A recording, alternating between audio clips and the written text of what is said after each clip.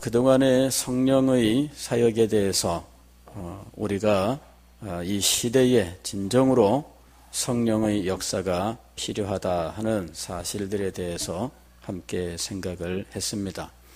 오늘은 그 메시지의 마지막 시간이 되겠습니다. 유다서는 우리가 성경에서 잘 보지 않는 부분입니다. 이 유다서는 굉장히 짧은 내용으로 되어 있지요. 모두 1장으로 되어 있는데 그 내용은 어찌 보면은 단순하기조차 합니다.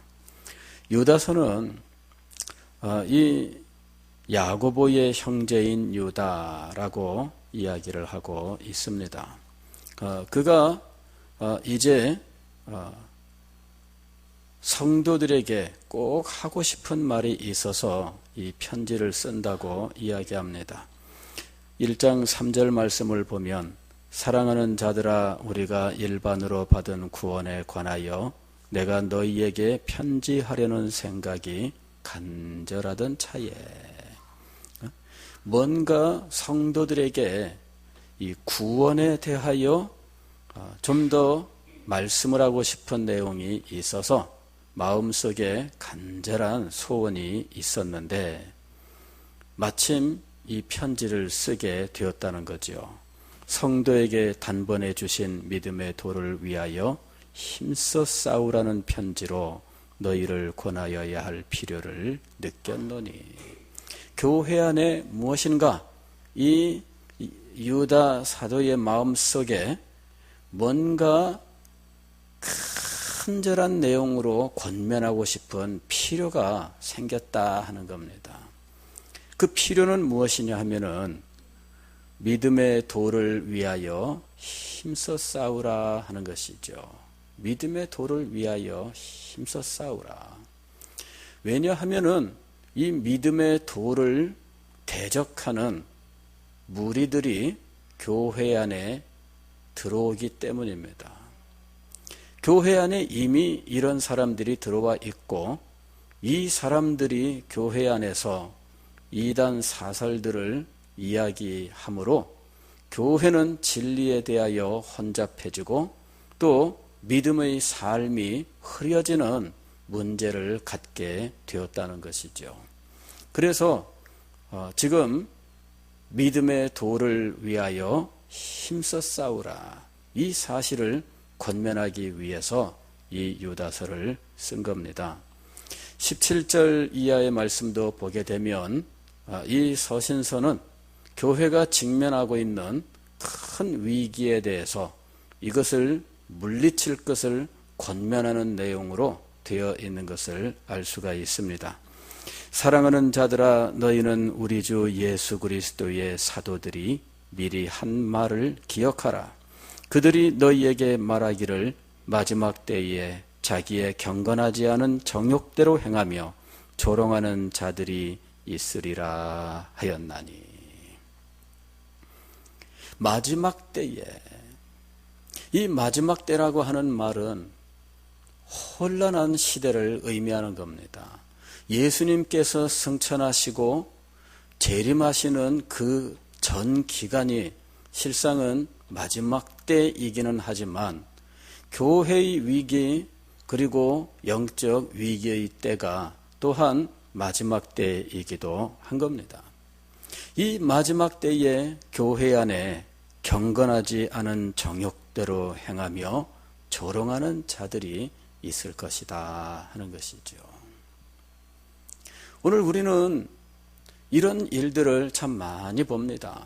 사람들의 정욕을 만족시키기 위한 가지 프로그램들이 개발되고 그것을 추구하는 것이 마치 신앙인 것처럼 보이는 이런 시대를 우리가 지금 살아가고 있는 것입니다.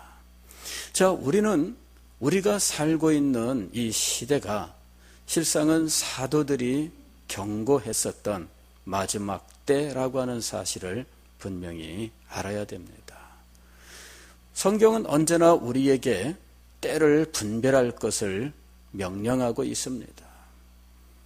우리는 항상 때를 분별해야 됩니다.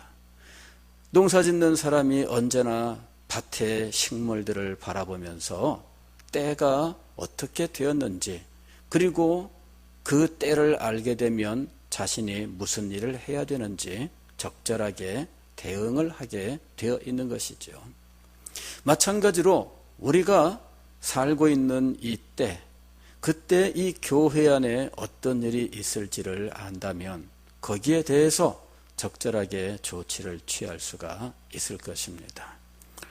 오늘 사도는 믿음의 도를 위하여 힘써 싸우라, 이렇게 권면을 하고 싶어 했습니다. 그러면 믿음의 도를 위하여 힘써 싸우기 위하여 우리들이 어떻게 해야 할 것인가? 이것이 오늘 우리가 읽은 20절 말씀의 의미였던 겁니다. 사랑하는 자들아, 너희는 너희의 지극히 거룩한 믿음 위에 자신을 세우며, 믿음 위에 자기를 세워라. 즉, 이 믿은 이 진리, 이것을 확고하게 자기의 삶의 기초로 삼으라 하는 것이죠. 믿음이 삶의 기초가 되지 않는다면 자신의 정욕이 삶의 기초가 될 것입니다. 믿음이 삶의 기초가 되어야 돼요.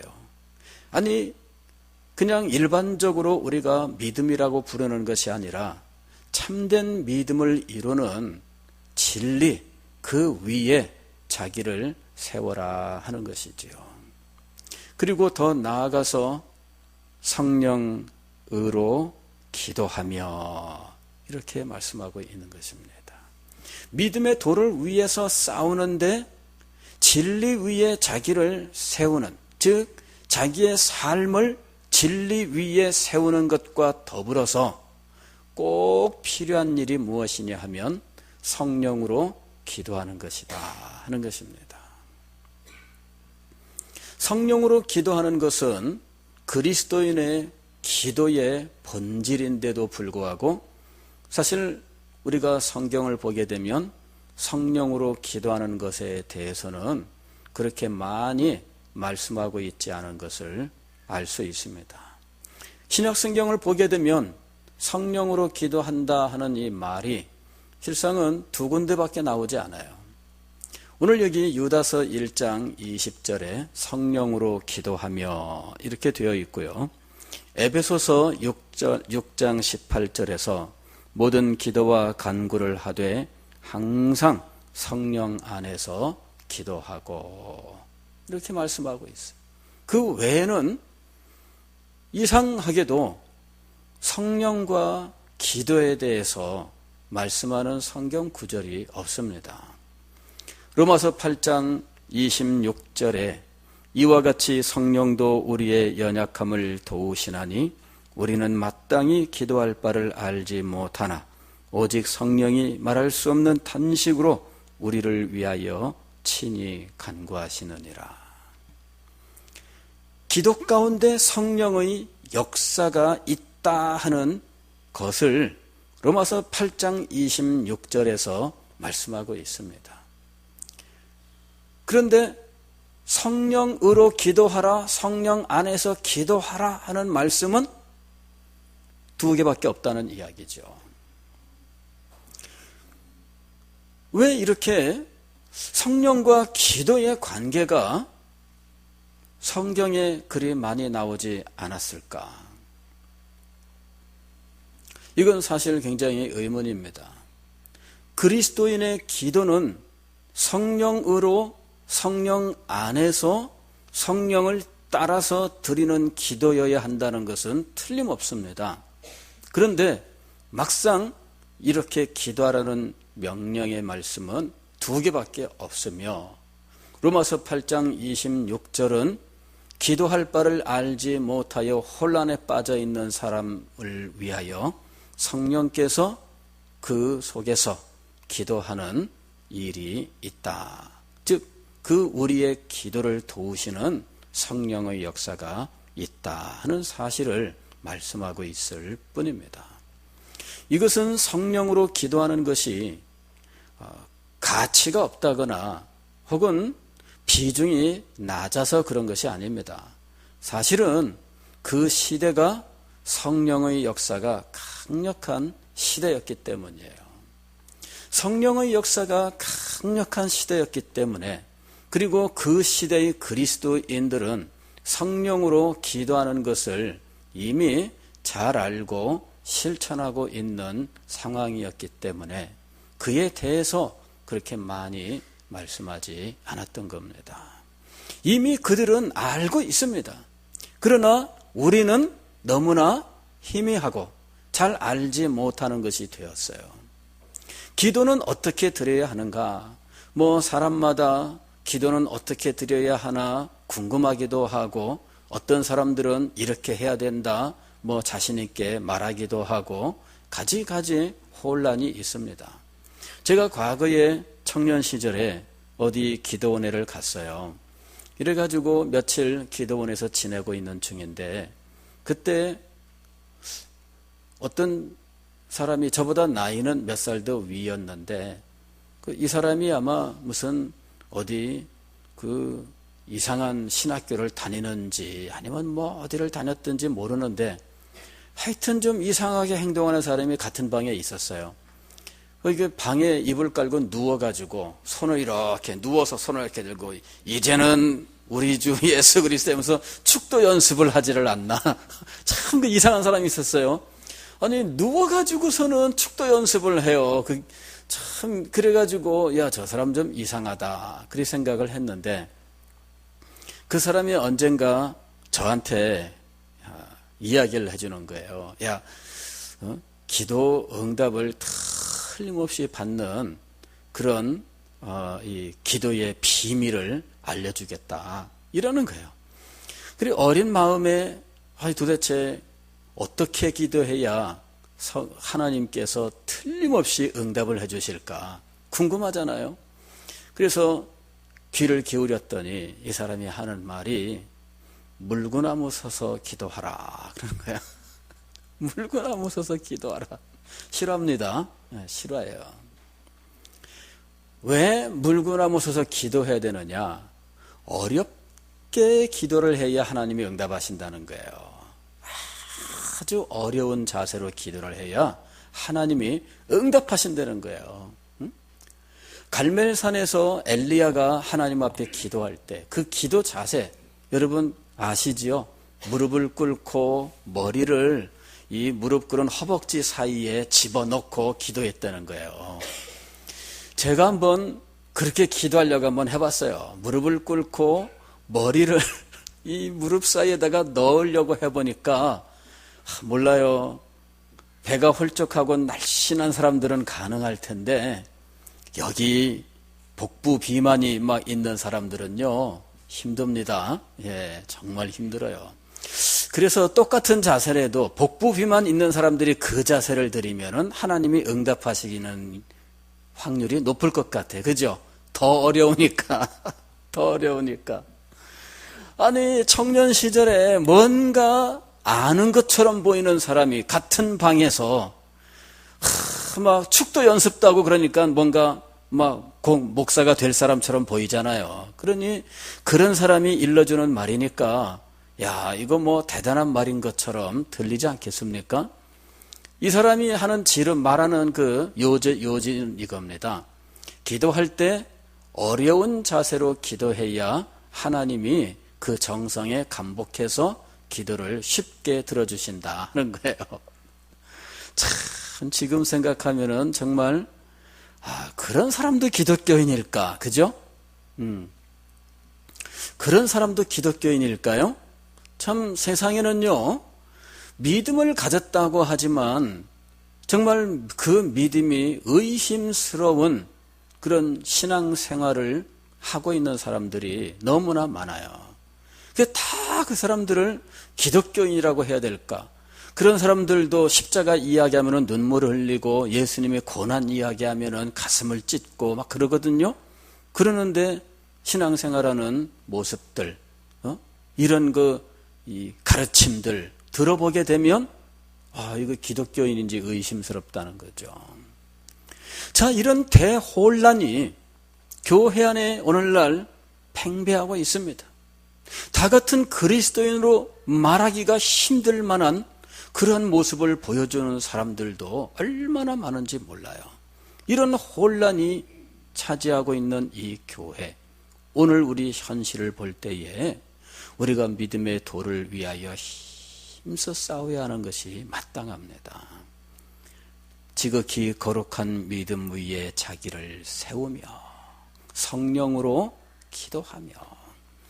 자, 성령으로 기도하며 이건 도대체 무엇인가?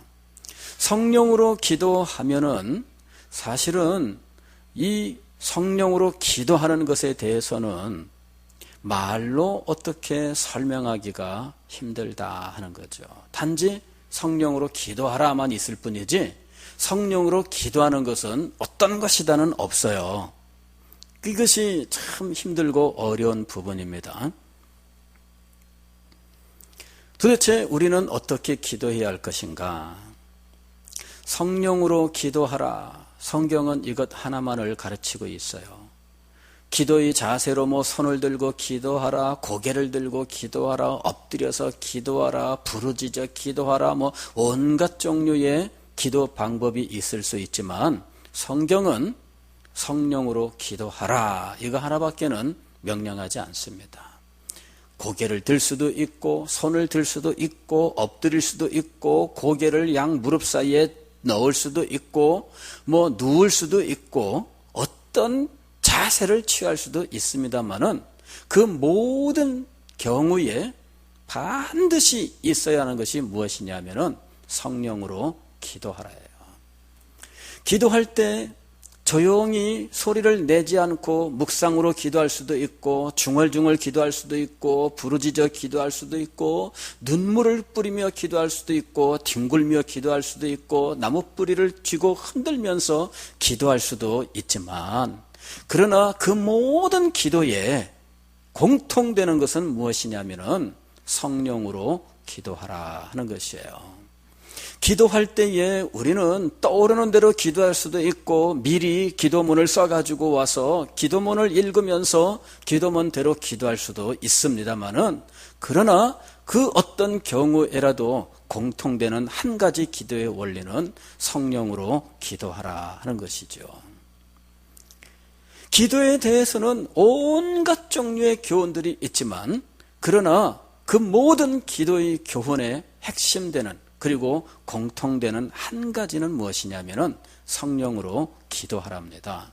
어떤 사람은 새벽 기도에 하나님이 더 응답을 하신다. 어떤 사람은 금식 기도를 하나님이 더 응답하신다. 하나님께서는 작정 기도에 응답을 하신다. 하나님께서는 서원 기도를 더 잘 들으신다.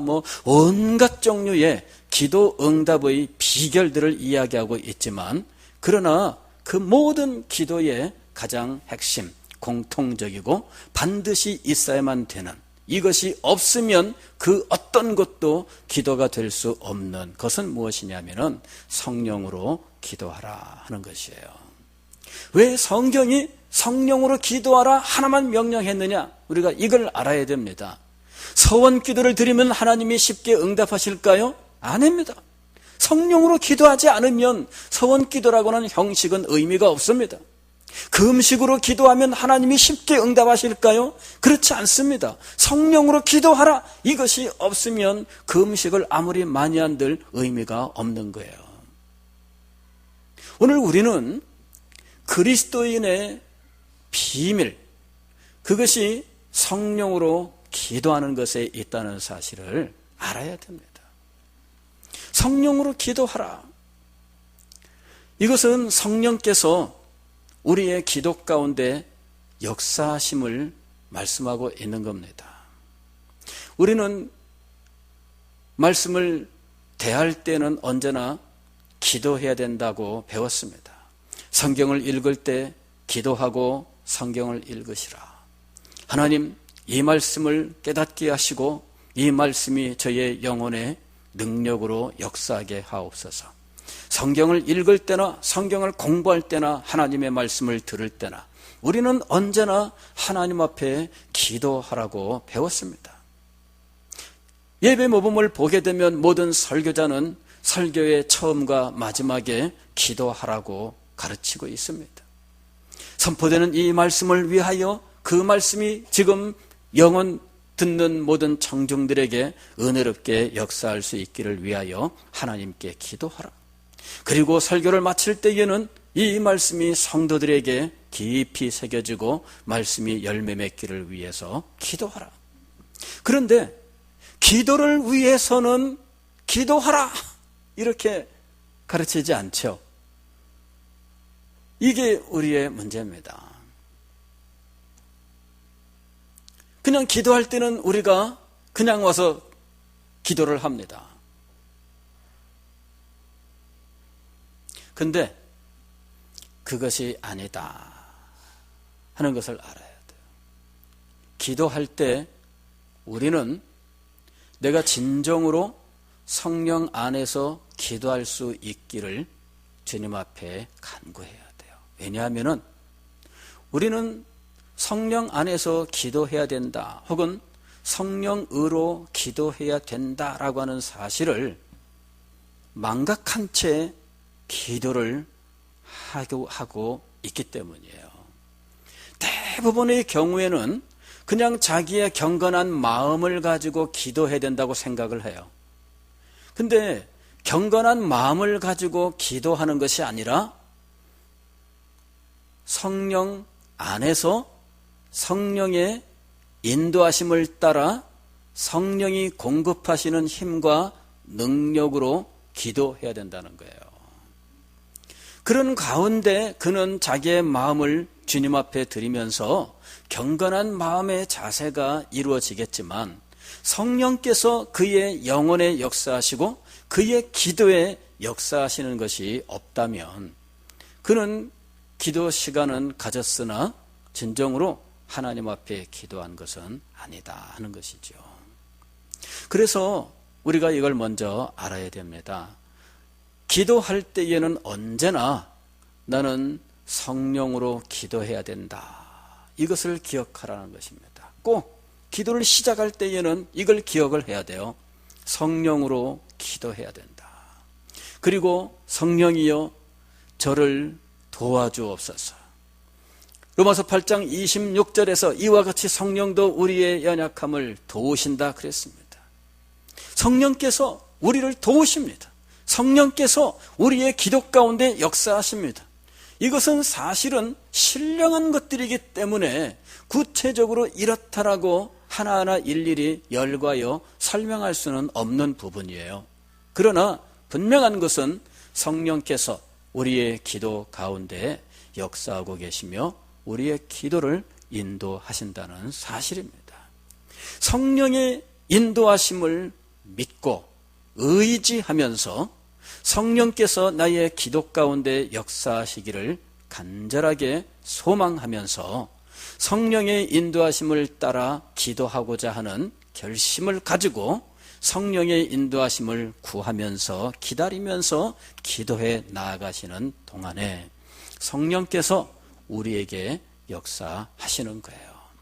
하나님의 말씀으로 우리의 마음을 밝혀주셔서 우리가 어떤 잘못을 범했으며 내가 범한 이 죄를 하나님 앞에 어떻게 회개해야 할지 내 마음속에 죄를 알게 하시고 죄에 대하여 애통하며 죄를 미워하며 죄를 붙들고 예수 그리스도의 보혈의 공로를 의지하여 이 죄를 해결하고자 하는 강한 마음의 동기를 주시는 거죠. 그럴 때에는 회개를 해야 되는 거예요. 우리는 기도가 어떤 형식이 있다는 사실을 알고 있습니다. 처음에는 하나님을 불러야 된다. 두 번째는 하나님께 찬양을 해야 된다. 세 번째는 하나님 앞에 감사하며 네 번째는 하나님께 회개하며 그리고 하나님 앞에 간구의 내용들로 기도하며 끝날 때에는 예수님의 이름으로 기도합니다. 아멘을 붙여라. 이런 식으로 어떤 형식을 배웁니다. 그러나 성령을 따라 기도하게 되면 이 형식이 무너지는 것을 경험하게 돼요. 처음 기도를 가르칠 때에는 이런 형식을 가르치지만 그러나 성령을 따라 기도하게 되면 그 순간에 그 사람에게 꼭 있어야 할 것들로 성령께서 그 기도를 이끌어 가신다는 거예요. 그 사람이 지금 회개가 필요한 상황이면 그 사람에게는 집중적으로 회개를 권하시는 겁니다. 그래서 그가 기도하러 나왔을 때 1시간 동안 회개만 하면서 자리에서 일어날 수 있습니다. 왜? 성령께서 그에게 회개를 시키기 때문이에요. 그의 마음속에 자기의 죄가 자꾸만 걸리고 자기 앞에 자신이 잘못한 것들이 자꾸만 떠오릅니다. 속에는 내가 그 사람 때문에 내가 오히려 속상한데, 그러나 성령은 나로 하여금 오히려 회개하라고 말씀하시는 거예요. 그럴 때에는 회개해야죠. 그럴 때에는 회개만으로 모든 기도가 이루어집니다. 어떨 때에는 내가 슬픕니다. 어떨 때는 내 마음이 굉장히 답답하고 고통스럽습니다. 그런데 기도의 자리에서는 성령께서 나로 하여금 찬양의 자리에 나가도록 인도하시는 거예요. 그래서 슬프면 우리는 하소연하고 싶고, 슬프면 우리는 자기가 얼마나 괴로운지를 말하고 싶은데, 그러나 성령은 그렇지 아니하고 그로 하여금 하나님을 찬양하게 할 수 있습니다. 그래서 그는 1시간 내내 찬양만 하다가 일어날 수도 있습니다. 즉 성령으로 기도한다고 하는 것은 이렇게 어떤 형식에 매이지 아니하고 성령께서 바로 지금 나에게 역사하시는 것을 내가 예민하게 알고 그 성령의 인도하심에 내가 순복하여 기도하는 것을 의미하는 거예요. 기도는 신비한 것입니다. 그냥 내가 아뢰고 싶은 기도 제목을 하나님 앞에 말씀을 드리는 것이 기도라고 생각한다면 그것은 아직 초등학교 1학년 기도인 것입니다. 기도, 그리스도인들이 하나님 앞에 드려야 될 기도는 신비한 거예요. 이거는 신령한 것입니다. 어떤 사람들은 이 기도를 너무 신령하게 해서 마치 이 기도 가운데에서 자기가 무슨 신령한 존재가 된 것처럼 생각하는 경우들이 있을 정도로 기도는 신비한 거예요. 그래서 오늘 우리는 이 시간에 분명히 마음속에 기억해야 됩니다. 우리의 기도는 성령이 역사하시는 기도이다 하는 거예요. 우리의 기도는 성령의 역사하심으로 드리는 기도다. 이것 하나를 우리들이 반드시 기억을 해야 됩니다. 그리고 성령께서 인도하시는 기도를 드리고 싶은 소망을 가져야 돼요. 왜 그동안에 우리는 성령으로 기도하는 것에 대한 가르침을 많이 듣지를 못했나? 실상은 그의 수반된 어떤 이 문제들 때문이죠. 기도의 어떤 문제를 우리가 많이 보고 있습니다. 기도를 많이 한다고 하는 사람들이 진리를 제대로 알지 못하고 그냥 신비주의로 빠지면서 은사주의로 빠지면서 잘못되는 경우들을 많이 보기 때문에 사실은 이 부분에 대해서 많이 가르치지 않은 것이 사실이에요. 그러나 그런 어떤 문제들이 있다 할지라도 성령으로 기도하라 하는 이 교훈은 반드시 가르쳐야 하는 것입니다. 잘못되는 것들은 잘못됐다고 분명히 가르쳐야 하며 바르게 가르쳐서 성령을 따라 기도하는 기도의 자리로 나아가게 해야 한다는 거죠. 우리가 오늘 분명히 기억해야 됩니다. 성령으로 기도해야 된다. 성령 안에서 성령을 따라서 기도해야 된다. 그것은 신령한 은혜의 세계입니다. 그 속에서 우리는 성령께서 우리에게 역사하시되 우리의 영이 성령의 인도하심을 따르는 것을 알게 될 거예요. 어떤 사람들은 이 어떤 신비주의에 빠져서 영에 대해서 이러쿵저러쿵 얘기하는 경우들도 있어요. 어떤 사람은 저한테 와서 그러더라고요. 목사님, 이 기도의 영이 다릅니다. 기도의 영이 다릅니다. 어떤 사람하고 기도해보면은 기도의 영이 다릅니다. 그래, 그런 식으로 이야기하는 사람들이 있어요. 그건 참 막연하죠. 예.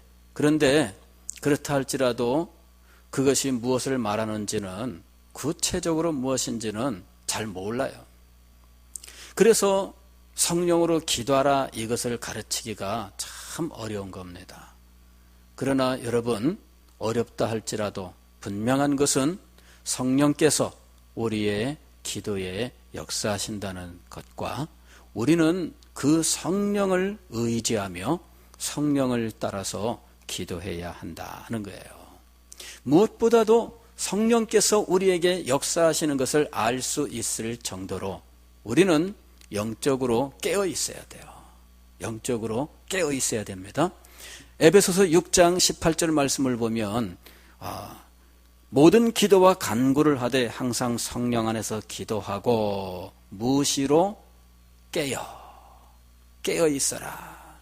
즉 영적인 각성이 있어야 돼요. 우리한테 영적인 각성이 있어야 성령의 인도하심을 알 수 있고 성령의 역사하심을 알 수가 있는 겁니다. 그러니까 자신의 영혼을 진리로 늘 갈고 닦고, 그리고 이 진리의 깨달음을 전적으로 순종하면서 믿음 위에 자기를 세우는 사람이 될 때, 그가 기도할 때 그의 영은 성령의 역사하심을 알 수 있다는 거예요. 그러면서 성령의 역사하심을 따라서 기도하게 되는 겁니다. 성령을 따라 기도할 때 조심해야 될 것 한 가지, 그것은 겸손입니다. 겸손하라 하는 거, 이걸 꼭 기억해야 돼요. 성령을 따라 기도하는 사람들이 빠지기 쉬운 위험은 무엇이냐면은 교만입니다. 교만하여져서 자기를 신령한 사람으로 자처하며 다른 사람들을 아주 아이들 취급하는 이런 식의 어떤 자세, 이것을 조심해야 됩니다. 성령 안에서 기도하는 사람이 조심해야 될 것, 그것은 교만에 빠지는 거예요. 그래서 성령 안에서 기도하는 사람은 언제나 겸손, 이거를 기억해야 된다고 하는 것입니다. 사랑하는 성도 여러분, 이제부터 우리가 기도할 때 바로 이것을 기억하시기를 바랍니다. 성령을 따라 성령 안에서 성령의 은혜로서 기도해야 된다 하는 것입니다. 기도할 때 여러분 이것을 기억하시고 성령의 역사를 간구하십시오. 그리고 기다리십시오. 성령께서 여러분의 마음속에 역사하실 것입니다. 그리고 성령의 역사하심이 무엇인지 잘 모를 때에는 여러분 진리를 더욱더 깊이 공부하면서 순복하는 자리에 나가십시오. 진리에 순종하는 자리에 나가실 때 성령의 역사하심을 알 수 있는 영안이 열리는 것입니다. 순복하지 않는 사람은 성령의 역사하심이 보이지 않습니다. 느껴지지 않습니다. 순복하는 사람에게 성령의 역사가 나타나게 되는 거예요. 성령을 따라 기도하라. 사도는 혼란한 시대를 예견하면서 그 혼란한 시대에 믿음의 도를 위하여 힘써 싸우는 하나의 길로서 진실된 그리스도인의 삶을 제시했는데, 그 진실된 기도, 그 그리스도인의 삶의 비밀은 성령으로 기도하는 것이었습니다. 기도하겠습니다.